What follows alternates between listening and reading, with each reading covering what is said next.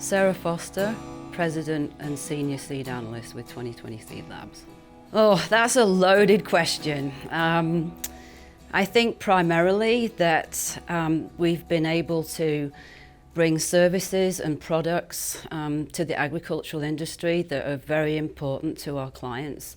We've managed to keep up with the times. We're in some cases further ahead, which is a good thing because technology today is advancing so rapidly.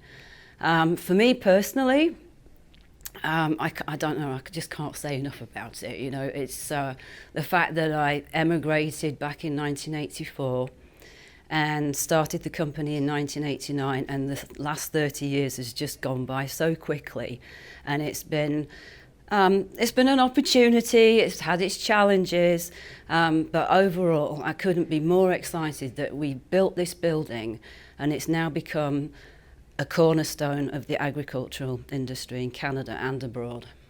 Oh my gosh, I think things will get easier. I think that with technology, I think, you know, the struggles that we had with developing tests in the past will actually get easier. We're very connected with the International Seed Testing Association, and they have a number of committees that specialize in purity, germination.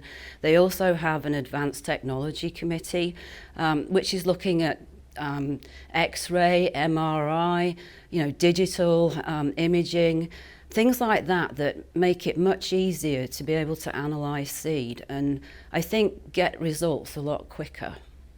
Well, I think everybody here, agriculture is their lifeblood, and I honestly believe that everybody here absolutely contributes something different and always 100% on a daily basis. We're a family and we're a team and we're very, very cohesive, and we work really well together, and we take the best of the best and get the best. Well, we have an agronomist on staff now, which makes a huge difference because not only do our staff understand, you know, what's going on in the field. When he, you know, brings back information, he's going to be taking people out to the field. The launch of the Spornado again in its second year, very exciting. It's catching on momentum. The whole idea of digital imaging. Oh my gosh, it goes on and on. You know, the fact that we're working quite intensely in varietal purity, in diseases, there's a lot. But above and beyond just, purity in the germination is very important. I mean, that's routine. We do a lot of research here. We're actually going to be building a growth chamber.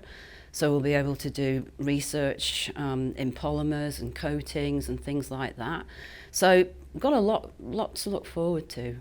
Well, I think with the population increasing like it is, what are they saying? I forget the statistics now, 9 billion in 2050, I believe. We need to be getting more for less. We're not making any more land, so we need to be doing more with that land. So intensive farming is going to be, you know, really, really important. And I think that we're going to have to make sure that every time we put out a result, it actually performs in the field. And, you know, we need to be really, really, what's the word I'm looking for? Futuristic, if you like, in the sense that, you know, with climate changing the way it is, we need to be looking at frost tolerance, drought tolerance, plants that can actually withstand being seeded early so that we can actually get something off that's mature. All sorts of things, more nutrition, higher yields. Yield has always been number one, and if we can continue to develop plants that are disease resistant and are higher yielding, I think we've got everything. I mean, when I started back in 1989, I grew really rapidly all by myself after about the first year, because that was before internet. It was very one-on-one, and I, you know, did a lot of traveling to promote the business. But once people got to know who I was, The business grew very rapidly, and the fact that we were independent and still are today has, I think, probably been the foundation. But of course, they always say you have to hire people who are smarter than you.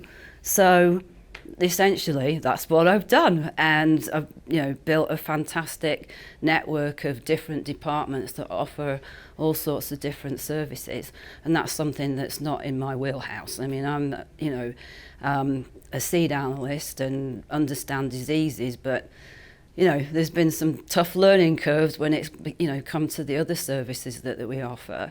And yes, without Kerry Matheson and without Kevin Zachuck and Robin Herrish and all the supervisors here, this wouldn't be the unit that it is today.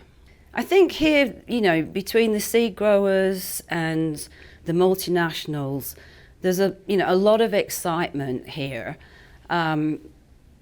for always doing very well and giving their best. And take the hybrid canola industry for an example. They've worked very, very hard to develop varieties that work well, and I mean it's proved it. I don't know what the stats are for this year, but on average we put in about 21 to 23 million acres of canola, and I think there's a real drive, and people are quite open-minded. And I wouldn't say that's just for Alberta, but I think going across all the prairie provinces, there's a lot of open-mindedness and a drive. And as we get automation in the tractors and the combines and all that type of thing, we're only just it's just an exciting time.